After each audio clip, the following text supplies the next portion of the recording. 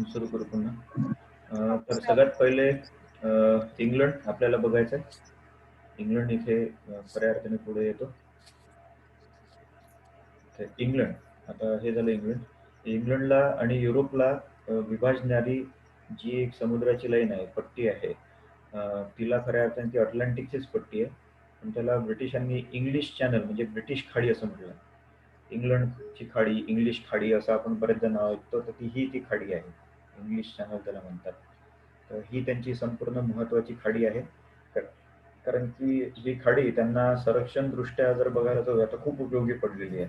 म्हणजे युरोप पासून यांना लंडनला इंग्लंडला जे दूर झाले त्यामुळे ते अधिक सुरक्षित स्वतःला ठेवू शकले.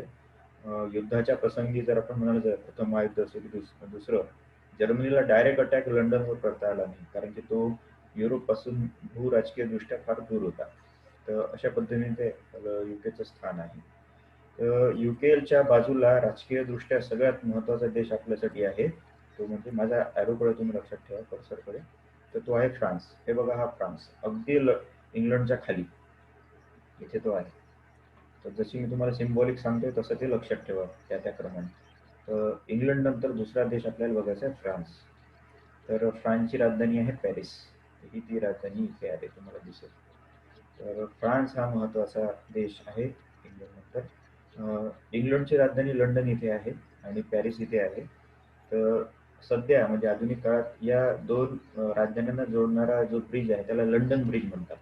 बरेचदा तुम्ही लंडन ब्रिज बघितलं असेल, आपले जे बॉलिवूडचे पिक्चर असतात हिंदी, त्यामध्ये लंडन ब्रिज दाखवला आहे, बरेचदा दाखवलेला आहे. तर या दोन देशांना जोडणारा हा लंडन ब्रिज आहे, तो आधुनिक काळात निर्माण करण्यात आला. ठीक आहे, तर हा तो आहे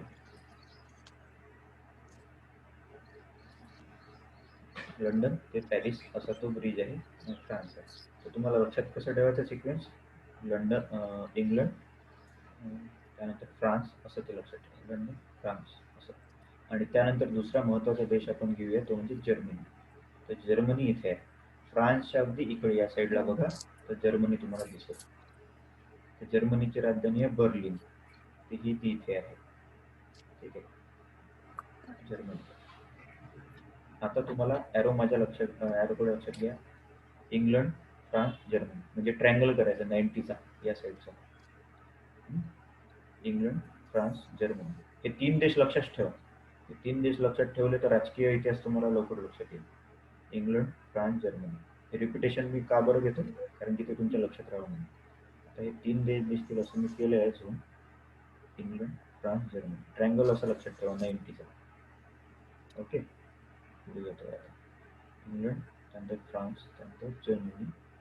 जर्मनी नंतर जो महत्वाचा देश राजकारणाच्या दृष्टिकोनातून आपल्याला बघायचा आहे तो म्हणजे ऑस्ट्रिया. ऑस्ट्रिया, ऑस्ट्रेलिया वेगळा आहे आणि ऑस्ट्रिया वेगळा आहे. हा, एक लक्षात घ्या. ऑस्ट्रेलिया म्हणजे कोणता, ऑस्ट्रेलिया तर जो खंड आपण बघितला ऑस्ट्रेलिया, तो आता इथे दिसणार नाही. तर ऑस्ट्रिया, बरेच जण विद्यार्थी जे आहेत ते कन्फ्युज फार होतात. ऑस्ट्रिया म्हटलं की त्यांना ऑस्ट्रेलिया वाटतं, ऑस्ट्रेलिया नाही, हे ऑस्ट्रिया. याचं स्पेलिंग सुद्धा बघा तुम्ही, ऑस्ट्रिया असं आहे. ठीक आहे, तर तो देश कुठे आहे, तर जर्मनीच्या अगदी खालोखाल. तर तुम्हाला ॲरो वाईज काय लक्षात ठेवायचं आहे, युके, फ्रान्स, जर्मनी आणि ऑस्ट्रिया असं ते येईल. ठीक आहे, UK, France, Germany, Austria. Austria इथे आहे. ओके, तर आता हे झाले चार देश महत्वाचे. पुढचा देश आपल्याला बघायचा आहे तो म्हणजे इटली. ठीक आहे, हे इटली ऑस्ट्रियाच्या अगदी खालोखाल. हे बघा, इथे ऑस्ट्रिया आहे, इथे इटली आहे, हा इटली. आणि इटलीची राजधानी आहे Rome. Rome, Vatican City, pope जिथे राहतो, तर ही रोम. रोम ही प्राचीन काळाची एक महत्वाची संस्कृती, तो रोमन संस्कृती आपण प्राचीन भारतात शिकलेलो आहे. तर ते हे आहे. ठीक आहे, इथे आहे तो रोम. तर इटलीला आपण बघूया, इटली कसा देश आहे बघा. असा चिंचोळ्या पट्ट्यांमध्ये तो दिसून येतो या साईडला, असा तो जातो असा. आधी इटली हा देश नव्हता, इटली हे राज्य होते. मी सिलेबस शिकवताना तुम्हाला नेशन स्टेट्स असं एक सिलेबसमध्ये लिहून दिलं आहे, राष्ट्रराज्यांचा उदय. राष्ट्रराज्यांच्या उदयामध्ये इटली आणि जर्मनी आपल्याला बघायचा आहे. तर इटली हा आधुनिक कालखंडातला आहे, म्हणजे जो इटली निर्माण झाला 19व्या शतकात तो हा आहे. ठीक आहे, असं असं तर चिंचोळ्या पट्ट्यात आहे अगदी. आणि पुन्हा आपण एकदा रेप्युटेशन घेऊया. England, France, Germany, Austria, Italy. हे 4 देश फार महत्त्वाचे आहे राजकारणात. England, France, Germany, Austria, Italy. हे सगळं तुम्ही बरोबर ड्रॉ करा तुमच्या डोक्यामध्ये लावून, म्हणजे लक्षात येईल. ठीक आहे. आता हे जे 3 देश 4 देश तुम्हाला मी सांगितले, फ्रान्स, जर्मनी, ऑस्ट्रिया, इटली, याच्या मधला जो देश आहे तो म्हणजे स्वित्झर्लंड. ठीक आहे, स्वित्झर्लंड. हा स्वित्झर्लंड आहे इथे. तर स्वित्झर्लंड हा याचा छोटासा देश आहे एकदम, म्हणजे दिसायला नकाशावर मोठा दिसतो थोडाफार, पण अगदी छोटा आहे. म्हणजे मला वाटते तो आपले 2 जिल्हे जर घेतले, यवतमाळ, अमरावती, तर 2-3 त्या दरम्यान तो आहे. तर स्वित्झर्लंड इथे येतो. त्याची राजधानी जी आहे ती बर्न आहे. तर स्वित्झर्लंड हा आता सगळ्यात फेमस देश झालेला आहे. सगळ्यात चांगला देश असं म्हटलं जातं. पृथ्वीवरचा स्वर्ग ज्याला म्हटलं जातं तो आहे स्वित्झर्लंड. तर स्वित्झर्लंड आणखी कशासाठी फेमस आहे? तर काळा पैसा आहे. ठीक आहे. तो ब्लॅक मनी जो आहे ना म्हणतो ना, ब्लॅक मनी इथे आहे. ब्लॅक मनी इथे ठेवला आहे. ते स्वित्झर्लंडच्या बँकेमध्ये, स्विस बँक असं नाव ऐकलं असेल तुम्ही. तर स्विस बँक म्हणजे कुठलं? ते स्वित्झर्लंडचं आहे. तर हा या देशात भरपूर काळा पैसा आपल्या भारतीय लोकांचा आहे. बघूया आता भेटते की नाही तो आपल्याला. ठीक आहे. सरकार म्हणते आहे, तो भेटणार नाही असं वाटतं. ठीक आहे, कारण की त्याच्यातले पैसाचा नेल झाला आहे तो आता. तर स्वित्झर्लंड इथे आहे आणि तो त्याचं लोकेशन बघा. फ्रान्स, जर्मनी, ऑस्ट्रिया, इटली त्याच्या दरम्यान आहे. आणि हा न्यूट्रल स्टेट, म्हणजे तटस्थ राष्ट्र म्हणून ओळखलं जातं. म्हणजे याचं जर सैन्य जर बघितलं तर सैन्य फार कमी आहे. सैन्यच नाही आहे त्यांना असं आपण म्हणूया. निग्लिजिबल आहे असा देश तो आहे. कारण की यांना तसं प्रोटेक्शनच आहे. पहिल्याच्या काळात नव्हतं. पण पहिलेपासून म्हणजे युरोपच्या राजकारणामध्ये स्वित्झर्लंड हे तटस्थ राष्ट्र ओळखलं जातं. त्यांचं काही घेणं-देणं नाही आहे, भांडणं नाही आहे कोणासोबत. त्यांना ते नकोही आहे. त्यामुळे कसं आहे की स्वित्झर्लंड खूप शांत देश आहे. जगातल्या खूप चांगल्या आणि आनंददायी देशांपैकी एक म्हणजे स्वित्झर्लंड. जर तुम्हाला जर चांगल्या देशामध्ये जायचं असेल भारत सोडून, की काही आपल्याला मागं हे नको, भांडण तंटा नको, तर स्वित्झर्लंडमध्ये चाललं जायचं. एक तर नोकरी करायची, नाहीतर लग्न करायचं. 2 पैकी एक काय करा तुम्हाला करा. ठीक आहे. तर स्वित्झर्लंड हा देश आहे की जिथे तटस्थ राष्ट्र म्हणून ओळखलं जातं आणि ते तसं डील सुद्धा करते. ते एकदम अगदी मध्ये आहे त्याच्या. आता हे 4 राष्ट्र पुन्हा UK, France, Germany, Austria, Italy आणि स्वित्झर्लंड असं तुम्ही लक्षात ठेवा. ठीक आहे. आणखी एक राष्ट्र जे आहे ते 2 देशाच्या दरम्यान जे आहे ते म्हणजे जर्मनी, फ्रान्सच्या बेल्जियम. त्याची राजधानी आहे ब्रसेल्स. तर बेल्जियम सुद्धा एक तटस्थ राष्ट्र ओळखलं जातं. स्वित्झर्लंड एवढं नाही, पण ओळखलं जातं. तर हे बेल्जियम आहे. म्हणजे प्रथम महायुद्धामध्ये जर्मनीने जे फ्रान्सवर आक्रमण केलं होतं, तर हे बेल्जियमची तटस्थता भेदून केलं होतं. यांनी डायरेक्ट इथे पाठवून दिले होते सैनिक. तर ते बघूया आपण नंतर. ठीक आहे. तर अशा पद्धतीने महत्त्वाचे देश तुम्हाला मी सांगितले. आता एक इकडचाच वरचा आपण बघूया, जो तुमच्या माहितीसाठी सांगतो, तो म्हणजे नेदरलँड हा देश. नेदरलँड. त्याची राजधानी ॲम्स्टरडॅम. बरेचदा तुम्ही ॲम्स्टरडॅम ऐकलं असेल. ॲम्स्टरडॅममध्ये तुम्हाला विविध फॅशन जगत आणि हॉलिवूडचे बरेचसे शो इथे होत असतात. तर हे एक ते राष्ट्र आहे. ते अगदी जर्मनीच्या वर आहे आणि जर्मनीच्या बाजूला आणि बेल्जियमच्या वर ते तुम्हाला दिसेल. नेदरलँड इथे आहे. ठीक आहे. आता आपल्याला थोडंसं नॉर्थकडे जावं लागेल. जर्मनीच्या वर बघूया आपण. जर्मनीच्या वर आहे डेन्मार्क. डच लोकं. तर इथे डेनिश लोकं म्हणतात त्याला आपण म्हणूया मोठ्या अर्थाने. तर डेन्मार्क इथे आहे. डेन्मार्कच्या वर आपण जाऊया. हे तुमच्या लक्षात राहण्यासाठी स्वीडन हे राष्ट्र आहे. स्वीडनचं नाव बऱ्याचदा तुम्ही ऐकलं असेल. स्वीडन. हे स्वीडन इथे आहे आणि त्याच्या बाजूला आहे नॉर्वे. त्याची राजधानी आहे ओस्लो. ठीक आहे. तर वर यांच्यावर बघा, जर्मनीच्या वर तो म्हणजे नॉर्वे आणि स्वीडन आहे. नॉर्वे अँड स्वीडन हे 2 देश आहेत. इथे डेन्मार्क आहे, इथे जर्मनी. मेन तसे राष्ट्र जर आपण बघायला जाऊया तर हेच आहे UK, फ्रान्स, जर्मनी हे सगळे आहेत. तर आता आणखी एक महत्त्वाचं राष्ट्र झालं. आता हे वरचं तुम्ही थोडक्यात लक्षात ठेवा. पण नंतरचं एक लक्षात ठेवणे आवश्यक आहे. ते म्हणजे फ्रान्सच्या अगदी खाली जो देश आहे तो म्हणजे स्पेन. त्याची राजधानी आहे माद्रिद. स्पेन हा सध्याच्या कालखंडामध्ये फुटबॉल जगतासाठी फार ओळखला जातो.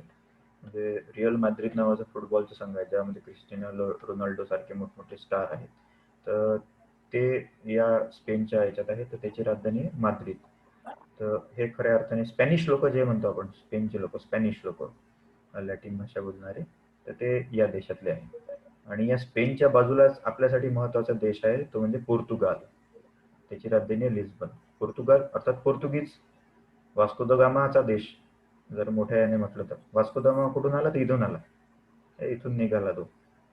म्हणजे बघा, भारतापासून फार दूर होता, इथून तो निघाला लिस्बनवरून आणि असं गोल चक्कर मारून मग तो भारताकडे वळाला. आता तो व्यापारासाठी आला, पण बघा युरोप खंडातून तो भारतात आलेला आहे, तर राजकीय दृष्ट्या तो आलेला आहे. तर अशा पद्धतीने पोर्तुगाल हा देश, म्हणजे पोर्तुगीज, भारतामध्ये जे पहिले विदेशी आले असं म्हणतात ते पोर्तुगीज लोक, तर ते इथे आहे. गोवामध्ये बरेच काळ त्यांनी राज्य केलं. तर इतकुशा छोट्याशा देशावरचे लोक सुद्धा भारतावर आले आणि त्यांनी राज्य करून टाकलं. गोव्याला तुम्ही आता फिरायला जाता, तर तिथे बघा तुम्हाला पोर्तुगीज लोक सुद्धा जास्त दिसतील. आणि ते सगळं गोवा स्टेट जे आहे ते पोर्तुगीज कल्चरनेच जास्त वाढलेलं आहे. म्हणजे इंडियन कल्चर दिसतं आहे तिथे, पण सगळ्यात जास्त फॉरेन कल्चर का बरं दिसतं? कारण की पोर्तुगीज लोकांनी खूप मोठं राज्य तिथे केलं बरेच वर्ष. म्हणजे अगदी भारत स्वतंत्र व्हायच्या नंतरही 10-15 वर्ष ते राहिलेले आहे. त्यामुळे तिथले कल्चर जे आहे ते सगळं तुम्हाला वेस्टर्न दिसून येतं. तर या पोर्तुगीज लोकांमुळे. ख्रिश्चन लोक सुद्धा तिथे जास्त का बरं आहे? तर या पोर्तुगीज लोकांमुळेच ते आहे. तर एक लक्षात घ्या, फ्रान्सच्या खाली आहे स्पेन आणि दुसरं आहे पोर्तुगाल. तर स्पेन, पोर्तुगाल हे एकमेकांना जवळपासचे देश आहे. तर पुन्हा एकदा आपण गुरुत्वार्थाने नकाशा पाहू. UK, France, Germany, Austria, Italy, Switzerland आणि मग फ्रान्सच्या खाली स्पेन आणि पोर्तुगाल. तुम्ही लक्षात ठेवायचं असेल युरोप खंड, तर इथूनही लक्षात ठेवू शकता. Portugal, Spain, France, Germany, Italy, Switzerland, असं म्हणजे असं सुद्धा जाऊ शकता. पण सोप्या अर्थाने तुम्हाला जायचं असेल तर 90 डिग्री करायचा इथून आणि हे सातत्याने करत राहायचं, म्हणजे तुमच्या लक्षात येईल. हे तुम्हाला रिपीट मी पुन्हा पुन्हा करत राहील तुमच्या लक्षात राहण्यासाठी.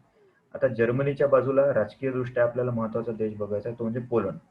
वॉर्सॉ त्याची राजधानी आहे, तो बाजूला आहे बघा, जर्मनी. दुसरं महायुद्ध जे सुरू झालं, हिटलरने ज्या देशावर पहिले आक्रमण केलं,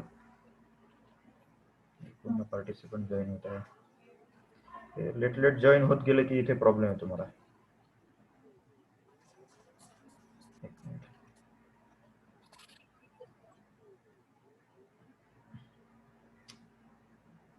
काही दिसत नाही आहे सर. हो, ते मध्येच ऍडमिट करायला केलं की ते स्क्रीन चालली जाते, म्हणून मी मुलांना आधीच बोलवत असतो. ओके सर, ठीक.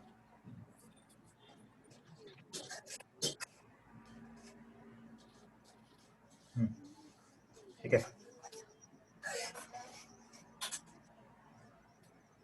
तर पोलंडला बघत होतो आपण. तर हिटलरने पहिल्यांदा ज्या देशावर आक्रमण केलं ते पोलंड होतं. तो जर्मनीच्या ठीक बाजूला बघा, हे जर्मनी, इकडे पोलंड आहे. ठीक आहे. आता पोलंडच्या बाजूचे खालचे देश आपण बघूया, जे ज्याच्यामुळे प्रथम महायुद्ध झालं असं म्हणतात.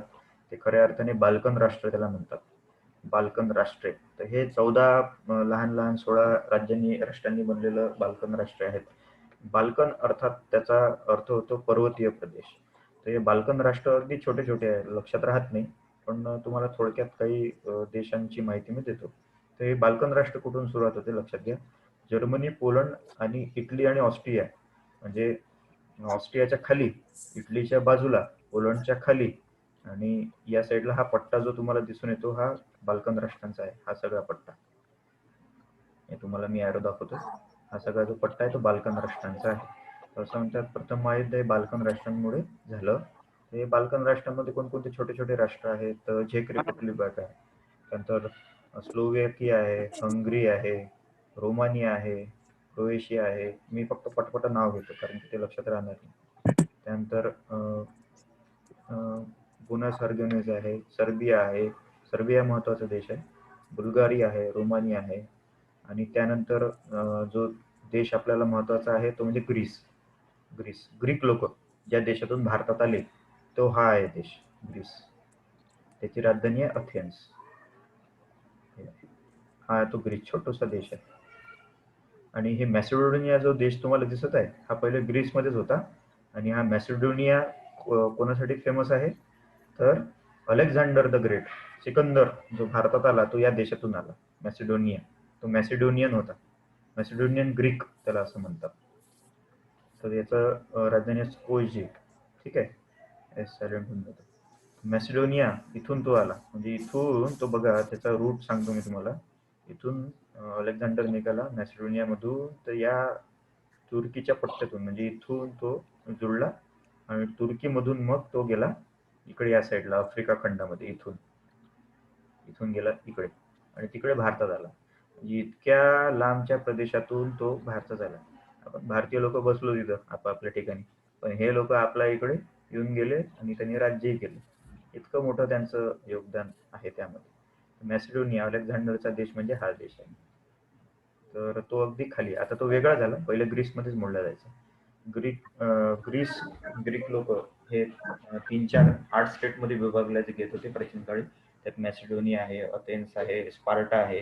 म्हणजे तुम्ही 300 हा पिक्चर जर पाहिला असेल तर त्यामध्ये ते स्पार्टा जे दाखवलेलं आहे ते स्पार्टा इथे आहे.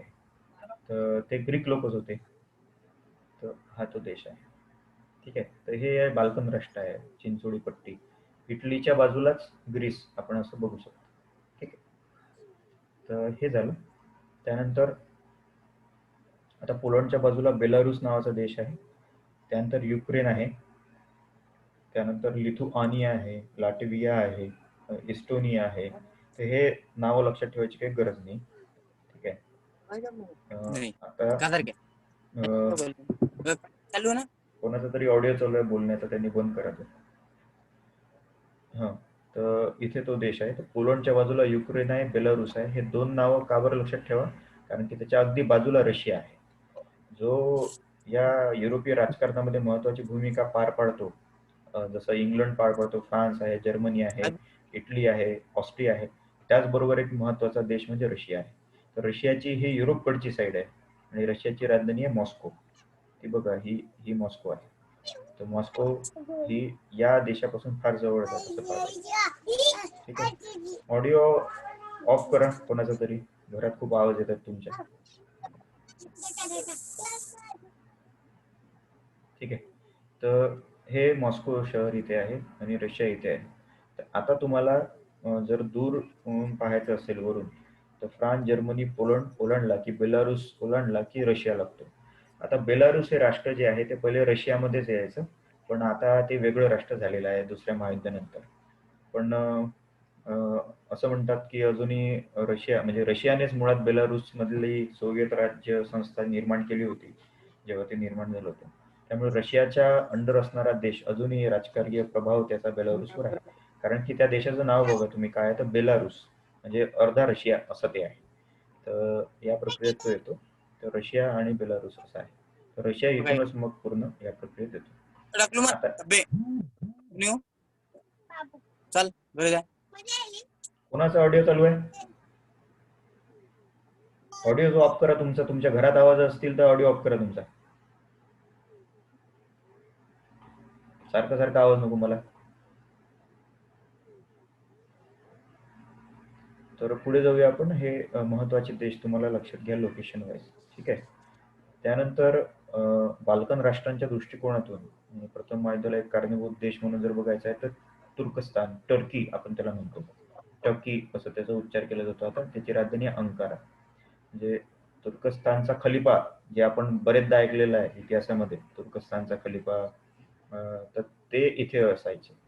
म्हणजे इस्लाम या धर्माचे जे धर्मगुरू जिथे राहायचे आधीच्या काळात, तर ते होते तुर्कस्तानचा. मग नंतर त्यानंतर बगदादचा खलिफा झाला, म्हणजे इराकचा मधलं बगदाद जे शहर आहे तिथे मग खलिफात गेली.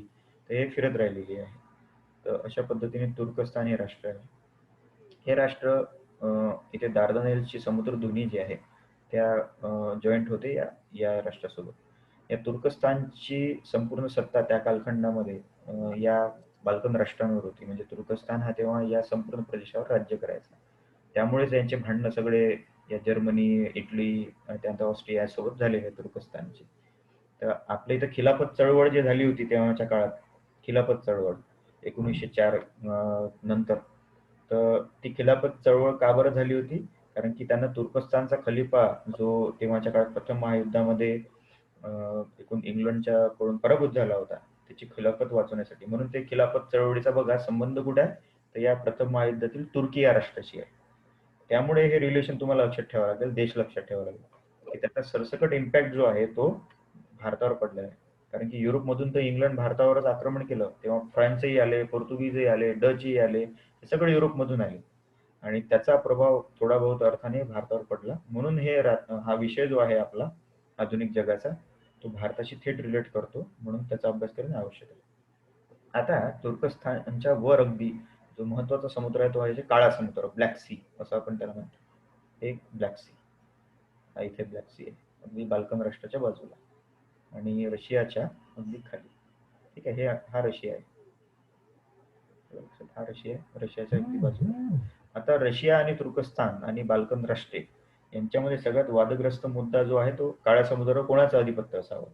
का बरं होतं, का बरं भांडणं झाली? ती भांडणं यासाठी झाली की ज्याचा एकूण अधिकार काळ्या समुद्रावर राहील तो खऱ्या अर्थाने या काळ्या समुद्रातून ज्या सामुद्रधुनी आहेत दार्दानेलची आणि बॉस्फरस, इथून तो निघेल आणि या क्षेत्रात येईल, या समुद्राच्या क्षेत्रात. आणि हा जो समुद्र आहे तो भूमध्य समुद्र आहे. हा जो तुम्हाला समुद्र दिसतोय या साईडने असा, हा भूमध्य समुद्राला अटॅच होतो. म्हणजे काळ्या समुद्रावर ज्याचं प्रभुत्व असेल तो इथून डायरेक्ट वेने या भूमध्य समुद्राला जोडणार. भूमध्य समुद्र मग इथून या इकडच्या देशांशी जोडलेला आहे आणि इथनं तो इथे अटलांटिक महासागराशी निगडीत आहे. बघा, म्हणजे इतकं मोठं राजकारण आहे ते सगळं. या अटलांटिक महासागरावर जर व्यापारी दृष्टिकोनातून ज्या हालचाल व्हायच्या त्या सगळ्या जर त्याच्यावर प्रभुत्व पाहिजे असेल तर त्याची सुरुवात इथून होते, काळ्या समुद्रापासून. तर काळ्या समुद्रातून निघाला तुम्ही, तुमच्या राज्य आहे काळ्या समुद्रावर, इथून तुम्ही गेले या दार्दानेल बॉस्फरसच्या खाडीतून, इथे तुम्ही वळसा घातला, इथे या प्रदेशामध्ये पोहोचले, तर या प्रदेशात आल्यानंतर तुम्ही आफ्रिकामध्ये जाऊ शकता किंवा इकडे एशियामध्ये जाऊ शकता. आफ्रिका खंडाच्या बाजूला मग इकडे जर तुम्ही आले तर हा भूमध्य समुद्र आहे, मेडिटेरियन सी. मेडिटेरियन सी जो आहे तो भूमध्य समुद्र ओळखला जातो. या भूमध्य समुद्रात तुम्ही पोहोचले की तुम्ही डायरेक्ट वेनी स्पेन सोबत जाऊ शकता, फ्रान्स सोबत, इटली सोबत डायलॉग करू शकता. त्यामुळे हा प्रदेश खूप महत्वाचा आहे. युद्धासाठी खूप वेळा युद्ध झाले यासाठी. आणि भूमध्य समुद्रातून तुम्ही निघाले तर डायरेक्ट तुम्ही येऊन पोहोचता या उत्तर अटलांटिक महासागरात. म्हणजे इतकं मोठं त्याचं रिलेशन आहे. आणि हे सगळं व्यापारी दृष्टिकोनातून भांडणं झाली यांची. याच्यासाठीच झाली, समुद्रावर आणि राष्ट्रांवर.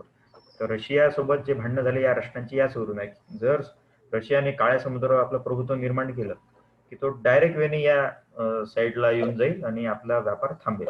म्हणून प्रत्येक देश जो आहे तो बाल्कन राष्ट्र आपल्या अंडर असायला पाहिजे याचा विचार करत होते, तुर्कस्तान आपल्या अधिकाराखाली असायला पाहिजे याचा विचार करत होते.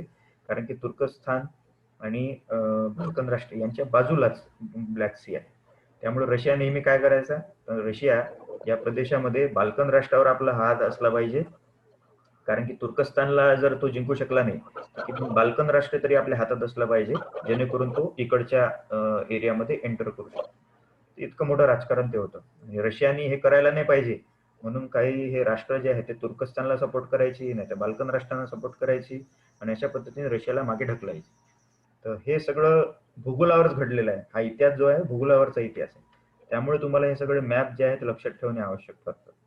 म्हणून एकदम बारकाईने या नकाशाला तुम्हाला बघावं लागतं. ठीक आहे, तर हे आहे. आता त्यानंतर पोलंडच्या वर, जर्मनीच्या वर आणि रशियाशी जोडणारा आणखी एक समुद्र आहे तो म्हणजे बाल्टिक समुद्र, बाल्टिक सी त्याला म्हणतात. ठीक आहे, तर तो कुठे आहे, तर हा रशिया इथे झाला. गल्फ ऑफ फिनलँड, इथे फिनलँडची गल्फ म्हणजे खाडी. इथून उतरलं की तुम्हाला इथे जर्मनी लागेल, इथे वारसा लागेल.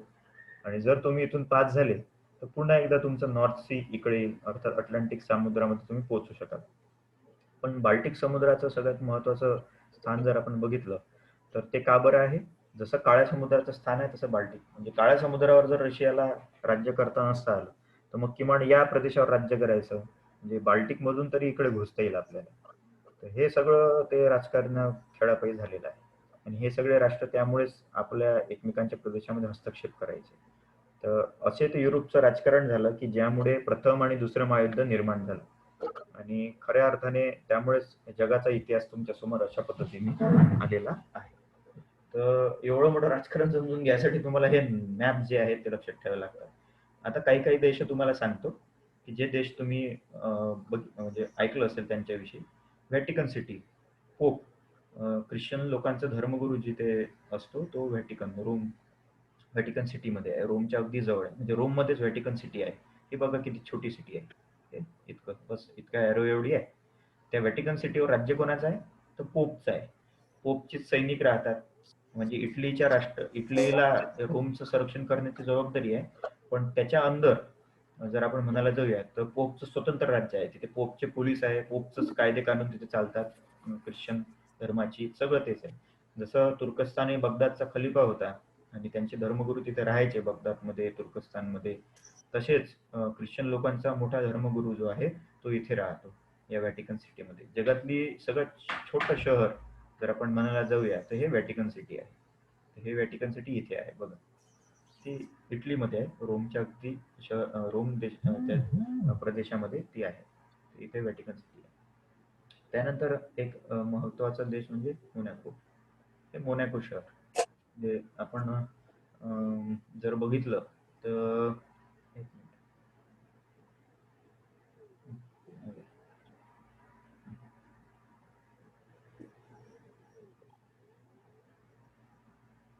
हा, जगातले छोटं लहान राष्ट्र असं म्हणून ओळखलं जातं ते आहे मोनॅको. ते इथे आहे. बस इथे या साईडला. ओके, हे ते आहे राष्ट्र. व्हॅटिकन सिटी इथे आहे. हे मोनॅको आहे.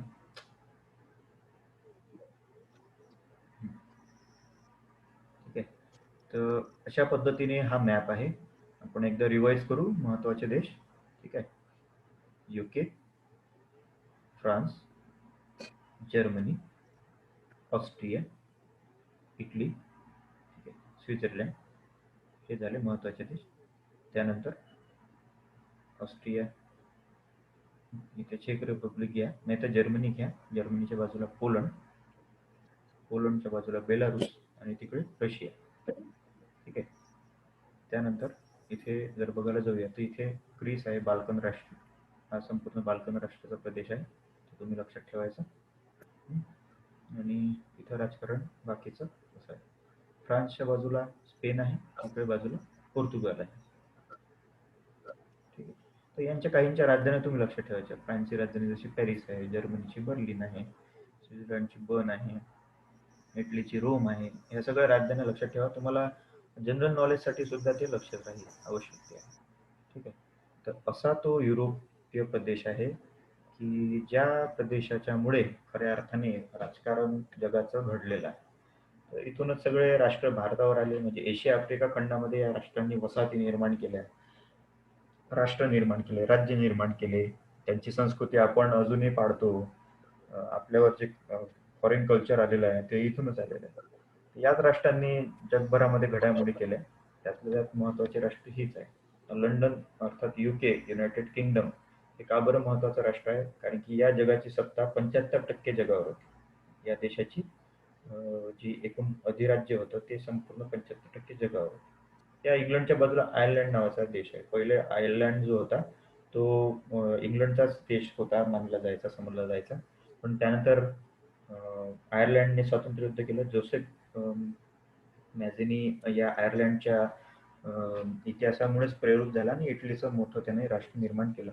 पण इथे जर बघायला जाऊया आपण, आयर्लंड हा नंतर स्वतंत्र देश झाला. त्याची राजधानी आहे डब्लिन.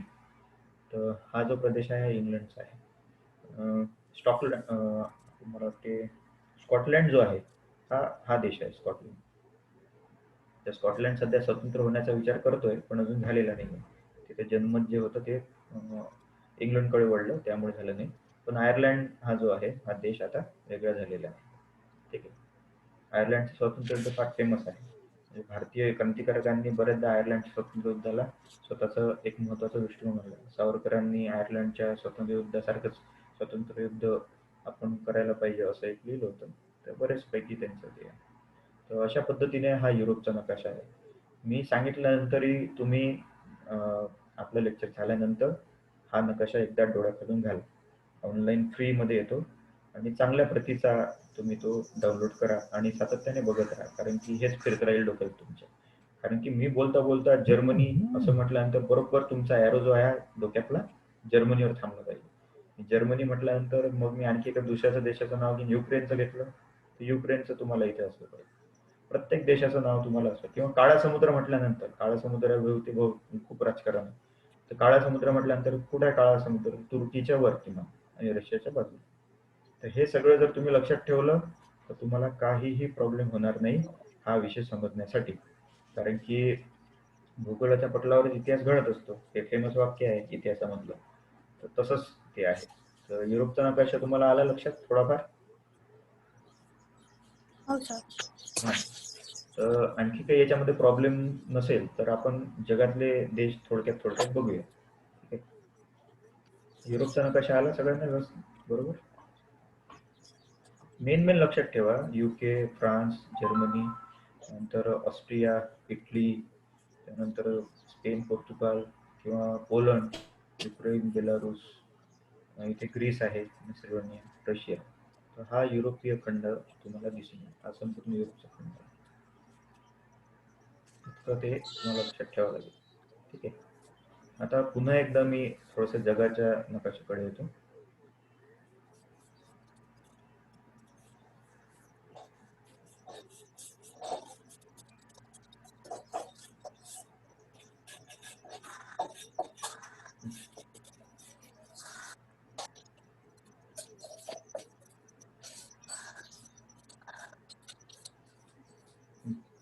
हा जगाचा नकाशा एकदा थोडक्यात आपण डोळ्याखालून घालूया. एशिया बघून घेऊ. बऱ्याच जणांना आता हे पण माहीत नसतं की बरेच देशांची जी नावं घेतो आपण. इंडिया, पाकिस्तान, अफगाणिस्तान हे तर माहीतच असतात. इराण, अफगाणिस्तानच्या बाजूला इराण, इराणच्या बाजूला इराक, इराकच्या बाजूला सिरिया आणि हा तुर्कस्तान. बघा, जे मला तुम्हाला सांगायचं आहे, Bharat, Pakistan, Afghanistan, Iran, Iraq, Baghdad, Syria, तुर्की, अर्थात जे मी तुम्हाला म्हटलं तुर्कस्तान, तो इथे आहे. इथून मग खऱ्या अर्थाने जर बघायला जाऊया, या मॅसिडोनिया, ग्रीस राज्यातून अलेक्झांडर इथून निघाला, इकडे आला, तुर्कस्तानमधून घुसला, सिरिया, इराक करता करता इराणमध्ये घुसला, अफगाणिस्तानमध्ये गेला, पाकिस्तान आणि भारत असा प्रवास करत करत करत तो आलेला आहे. कुठून आला? इथून आला. काय गरज होती? काहीच गरज नव्हती. काय पण महत्वाकांक्षा, माणसाची महत्वाकांक्षा किती मोठी असू शकते हे अलेक्झांडर सारखं कोणाला समजू शकणार. जर तुम्हाला महत्वाकांक्षा नसेल तर मग तुम्ही ज्या ठिकाणी राहू शकता त्या ठिकाणी राहता. पण अलेक्झांडर म्हणजे महत्वाकांक्षा माणसाला कुठे कुठे नेते, तर तसं ते आहे. तर हे आहे. त्यानंतर मग इथे हा पट्टा जो आहे तो बघूया आपण. इराकच्या खाली सौदी अरेबिया आहे. सौदी अरेबियाच्या बाजूला कुवेत आहे. कुवेत नंतर अबुधाबी, UAE, युनायटेड अरब अमिरात इथे आहे. बघा किती छोटा देश आहे. कतार आहे, ओमान देश आहे, येमेन आहे. हे सगळे अरेबिक राष्ट्र आहे, म्हणून त्यांना त्यांच्या समुद्राला अरेबियन सी म्हणतात. ठीक आहे. हे गल्फ ऑफ ओमान याच्यातूनच आपल्याला तेल पुरवठा होतो या गल्फमध्ये. असा जातो असा येतो. ठीक आहे. तर आता हा झाला एक छोटासा पट्टा. त्यानंतर आपल्याला आफ्रिका खंड बघायचा आहे. आफ्रिका खंडातला महत्वाचा देश आहे म्हणजे इजिप्त. पिरॅमिड्स, भव्य पिरॅमिड्सचा देश इजिप्त. इजिप्शियन संस्कृती भारतीय संस्कृतीच्याच जवळपासची आणि जुनी संस्कृती आहे. जगभरामध्ये ज्या संस्कृती सगळ्यात जुन्या ओळखल्या जातात त्यामध्ये भारत आहे, चायना आहे, त्यानंतर ही इजिप्शियन संस्कृती आहे. त्याला आपण मेसोपोटेमियन संस्कृती असं सुद्धा म्हणतो. मेसोपोटेमिया म्हणजे हडप्पा काळातील लोकांचा व्यापार कोणासोबत व्हायचा? तर या इराक आणि इजिप्शियन लोकांसोबत तो व्हायचा. इराकच बेसिकली मेसोपोटेमिया आहे, पण त्याचा प्रदेश मोठा होऊन इजिप्तपर्यंत गेलेला होता. तर या इजिप्तच्या बाजूला जो देश आहे तो म्हणजे लिबिया. बरेचदा आपण लिबिया ऐकलेला आहे. मुअम्मर गद्दाफी याचं मागं त्याला मारण्यात आलं. तो या लिबियाचा सत्ताधीश होता. ट्रिपोली त्याचे राज्य लिबिया. ठीक आहे. त्यानंतर सुदान राष्ट्र आहे.